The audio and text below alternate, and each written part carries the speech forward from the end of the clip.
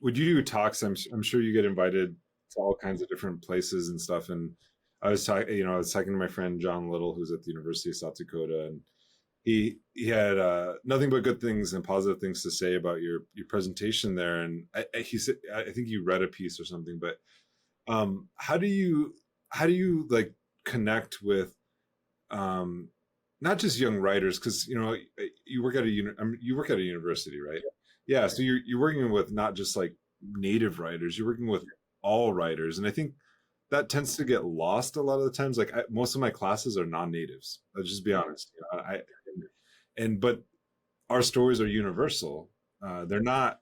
They're not. They always try to create this kind of other element to that. Like of, oh well, this is like you do the Indian stuff or you do this stuff. And it's like it's not really true because you live in this world and like you live in this world with me. So like we're both human, but also this land is ours, and like, and like you can't erase that fact. And so I was wondering, like, how do you? I mean, that's my sort of like really base approach, but how do you how do you go about like teaching young writers?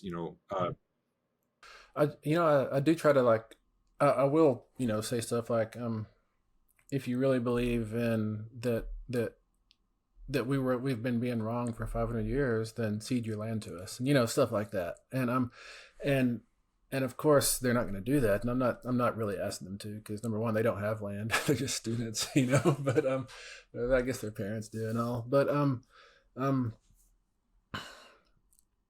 I'm trying to model behavior to them that they can like do some version of in their own lives, because they have their own things they want to stand up for and believe in, and it may be like they want to help homeless people, or they want to go to space, or whatever they believe in.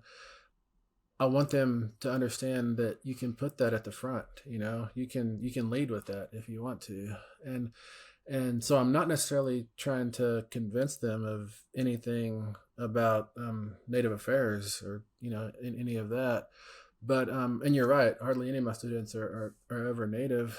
But I am trying to show them that, number one, we still exist, and we're not like the weirdos they think we are.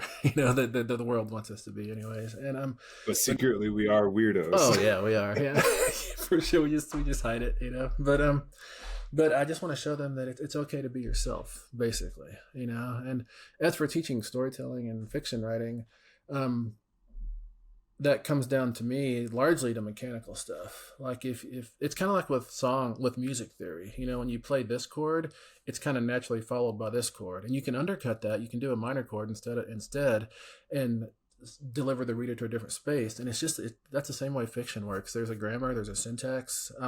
Stories, we've been telling stories for thousands and thousands of years, and we've gotten pretty good at it. I'm not saying that there's rules you have to follow, but there are things that tend to work more than they don't work, and I try to pass those on to them such that they can be more efficient storytellers themselves, or they can understand story better. Because not everyone in my classroom is going to go on to be a writer, but some of them are just like putting their toe in the water of fiction to see if it's amenable to them. But even if they don't become writers, I hope that they leave understanding how story works a little bit better.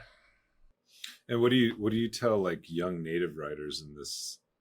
Yeah, I tell them. I actually have an essay, not an essay. It's like a list out there somewhere. Yeah.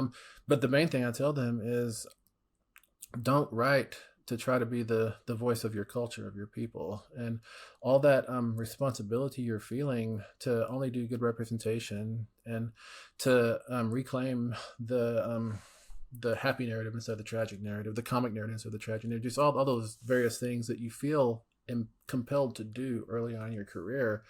I tell them it's much better to write about your particular fascinations.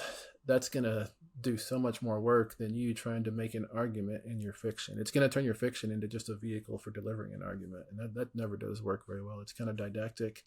So I say, just don't let that responsibility weigh you down. And I also tell them, if you're stepping on the elders' toes, then you're doing good, because that's how the world changes. I mean, the people from a generation or two back, they have wonderful wisdom to pass on, great stories, but they also, just by the nature of of how life works and how aging works, they also want things to be the same forever, and things can't stay the same forever. They got to change and change. That's why in the Omegan Indians say when they're doing the sweat lodge, they're like improvising and bringing in different things, and they don't have to pour the water from a buffalo horn like they did 300 years ago. They can use a scoop they use for the horse feed, and it doesn't break the ceremony. It doesn't make it any less powerful, to me anyways.